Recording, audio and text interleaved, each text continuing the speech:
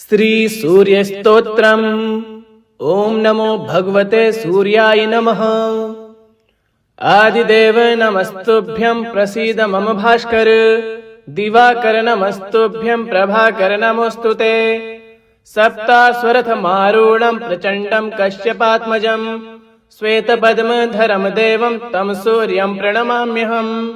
लोहितं रथमारूढं सर्वलोकपितामहं महापापहरं देवं तं सूर्यं प्रणमाम्यहम्। त्रैगुण्यं च महासूरं ब्रह्मा विष्णु महेश्वरं महापापहरं देवं तं सूर्यं प्रणमाम्यहम्। ब्रह्मितं तेजसा पूर्णं व्याव्याकाशसमन्वितं प्रभुं च सर्वलोकानां तं सूर्यं प्रणमाम्यहम्। बन्धुकपुष्पसङ्काशं हारकुण्डलभूषितं एकचक्रधरं देवं तं सूर्यं प्रणमाम्यहम्। विश्वेशं विश्वकर्तारं महातेजः प्रदीपनं महापापहरं देवं तं सूर्यं प्रणमाम्यहम्। आदिदेव नमस्तुभ्यं प्रसीद मम भास्कर। दिवाकर नमस्तुभ्यं प्रभाकर नमोस्तुते।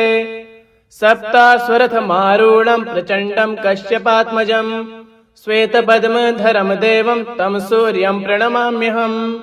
लोहितं रथमारूढं सर्वलोकपितामहं महापापहरं देवं तं सूर्यं प्रणमाम्यहम्। त्रैगुण्यं च महासूरं ब्रह्मा विष्णु महेश्वरं महापापहरं देवं तं सूर्यं प्रणमाम्यहम्। ब्रह्मितं तेजसा पूर्णं व्याव्याकाशसमन्वितं प्रभुं च सर्वलोकानां तं सूर्यं प्रणमाम्यहम्। बन्धुकपुष्पसङ्काशं हारकुण्डलभूषितं एकचक्रधरं देवं तं सूर्यं प्रणमाम्यहम्। विश्वेशं विश्वकर्तारं महातेजः प्रदीपनं महापापहरं देवं तं सूर्यं प्रणमाम्यहम्। आदिदेव नमस्तुभ्यं प्रसीद मम भास्कर। दिवाकर नमस्तुभ्यं प्रभाकर नमोस्तुते। सप्तास्वरथमारूढं प्रचण्डं कश्यपात्मजं श्वेतपद्मधरं देवं तं सूर्यं प्रणमाम्यहम्। लोहितं रथमारूढं सर्वलोकपितामहं महापापहरं देवं तं सूर्यं प्रणमाम्यहम्। त्रैगुण्यं च महासूरं ब्रह्मा विष्णु महेश्वरं महापापहरं देवं तं सूर्यं प्रणमाम्यहम्। ब्रह्मितं तेजसा पूर्णं व्याव्याकाशसमन्वितं प्रभुं च सर्वलोकानां तं सूर्यं प्रणमाम्यहम्। बन्धुकपुष्पसङ्काशं हारकुण्डलभूषितं एकचक्रधरं देवं तं सूर्यं प्रणमाम्यहम्। विश्वेशं विश्वकर्तारं महातेजः प्रदीपनं महापापहरं देवं तं सूर्यं प्रणमाम्यहम्। आदिदेव नमस्तुभ्यं प्रसीद मम भास्कर। दिवाकर नमस्तुभ्यं प्रभाकर नमोस्तुते। सप्तास्वरथमारूढं प्रचण्डं कश्यपात्मजं श्वेतपद्मधरं देवं तं सूर्यं प्रणमाम्यहम्। लोहितं रथमारूढं सर्वलोकपितामहं महापापहरं देवं तं सूर्यं प्रणमाम्यहम्। त्रैगुण्यं च महासूरं ब्रह्मा विष्णु महेश्वरं महापापहरं देवं तं सूर्यं प्रणमाम्यहम्। ब्रह्मितं तेजसा पूर्णं व्याव्याकाशसमन्वितं प्रभुं च सर्वलोकानां तं सूर्यं प्रणमाम्यहम्। बन्धुकपुष्पसङ्काशं हारकुण्डलभूषितं एकचक्रधरं देवं तं सूर्यं प्रणमाम्यहम्। विश्वेशं विश्वकर्तारं महातेजः प्रदीपनं महापापहरं देवं तं सूर्यं प्रणमाम्यहम्। आदिदेव नमस्तुभ्यं प्रसीद मम भास्कर। दिवाकर नमस्तुभ्यं प्रभाकर नमोस्तुते। सप्तास्वरथमारूढं प्रचण्डं कश्यपात्मजं श्वेतपद्मधरं देवं तं सूर्यं प्रणमाम्यहम्। लोहितं रथमारूढं सर्वलोकपितामहं महापापहरं देवं तं सूर्यं प्रणमाम्यहम्। त्रैगुण्यं च महासूरं ब्रह्मा विष्णु महेश्वरं महापापहरं देवं तं सूर्यं प्रणमाम्यहम्। ब्रह्मितं तेजसा पूर्णं व्याव्याकाशसमन्वितं प्रभुं च सर्वलोकानां तं सूर्यं प्रणमाम्यहम् बन्धुकपुष्पसङ्काशं हारकुण्डलभूषितम् एकचक्रधरं देवं तं सूर्यं प्रणमाम्यहम् विश्वेशं विश्वकर्तारं महातेजः प्रदीपनं महापापहरं देवं तं सूर्यं प्रणमाम्यहम् आदिदेव नमस्तुभ्यं प्रसीद मम भास्कर दिवाकर नमस्तुभ्यं प्रभाकर नमोऽस्तुते सप्तास्वरथमारूढं प्रचण्डं कश्यपात्मजं श्वेतपद्मधरं देवं तं सूर्यं प्रणमाम्यहम् लोहितं रथमारूढं सर्वलोकपितामहं महापापहरं देवं तं सूर्यं प्रणमाम्यहम् त्रैगुण्यं च महासूरं ब्रह्मा विष्णु महेश्वरं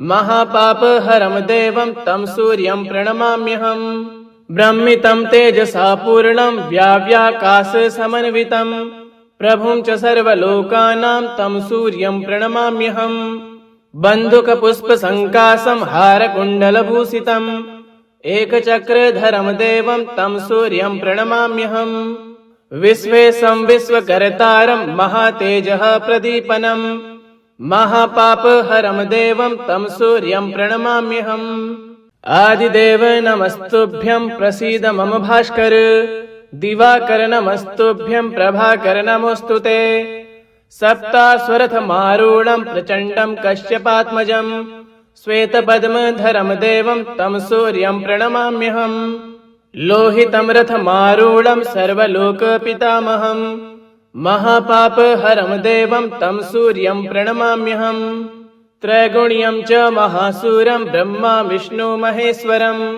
महापापहरं देवं तं सूर्यं प्रणमाम्यहम् ब्रह्मितं तेजसा पूर्णं व्याव्याकाशसमन्वितं प्रभुं च सर्वलोकानां तं सूर्यं प्रणमाम्यहम् बन्धुकपुष्पसङ्काशं हारकुण्डलभूषितम् एकचक्रधरं देवं तं सूर्यं प्रणमाम्यहम् विश्वेशं विश्वकर्तारं महातेजः प्रदीपनं महापापहरं देवं तं सूर्यं प्रणमाम्यहम् आदिदेव नमस्तुभ्यं प्रसीद मम भास्कर दिवाकर नमस्तुभ्यं प्रभाकर नमोऽस्तुते सप्तास्वरथमारूढं प्रचण्डं कश्यपात्मजं श्वेतपद्मधरं देवं तं सूर्यं प्रणमाम्यहम् लोहितं रथमारूढं सर्वलोकपितामहं महापापहरं देवं तं सूर्यं प्रणमाम्यहम् त्रैगुण्यं च महासूरं ब्रह्मा विष्णु महेश्वरं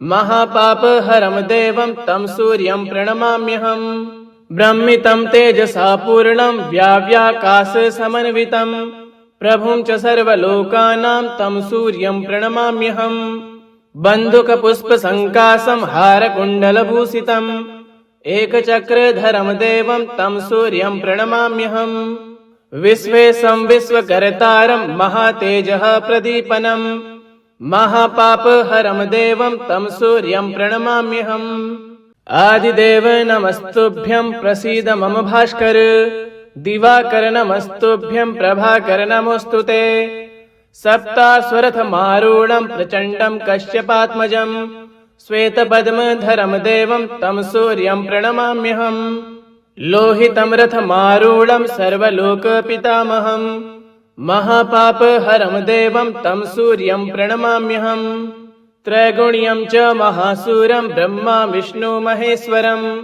महापापहरं देवं तं सूर्यं प्रणमाम्यहम् ब्रह्मितं तेजसा पूर्णं व्याव्याकाशसमन्वितं प्रभुं च सर्वलोकानां तं सूर्यं प्रणमाम्यहम् बन्धुकपुष्पसङ्काशं हारकुण्डलभूषितम् एकचक्रधरं देवं तं सूर्यं प्रणमाम्यहम् विश्वेशं विश्वकर्तारं महातेजः प्रदीपनं महापापहरं देवं तं सूर्यं प्रणमाम्यहम् आदिदेव नमस्तुभ्यं प्रसीद मम भास्कर दिवाकर नमस्तुभ्यं प्रभाकर नमोऽस्तुते सप्तास्वरथमारूढं प्रचण्डं कश्यपात्मजं श्वेतपद्मधरं देवं तं सूर्यं प्रणमाम्यहम् लोहितं रथमारूढं सर्वलोकपितामहं महापापहरं देवं तं सूर्यं प्रणमाम्यहम् त्रैगुण्यं च महासूरं ब्रह्मा विष्णु महेश्वरम्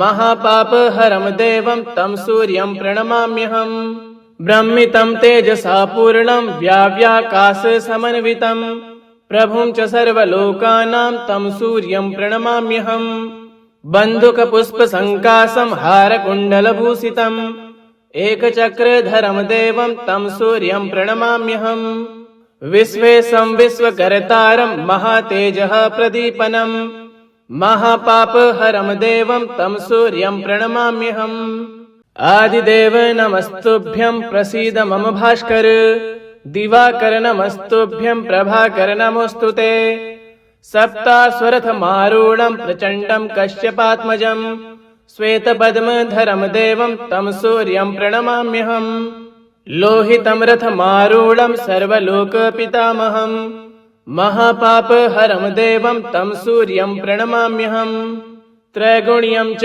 महासूरं ब्रह्मा विष्णु महेश्वरम् महापापहरं देवं तं सूर्यं प्रणमाम्यहम् ब्रह्मितं तेजसा पूर्णं व्याव्याकाशसमन्वितं प्रभुं च सर्वलोकानां तं सूर्यं प्रणमाम्यहम् बन्धुकपुष्पसङ्कासं हारकुण्डलभूषितम् एकचक्रधरं देवं तं सूर्यं प्रणमाम्यहम् विश्वेशं विश्वकर्तारं महातेजः प्रदीपनं महापापहरं देवं तं सूर्यं प्रणमाम्यहम् इति श्री सूर्यस्तोत्रं सम्पूर्णम्।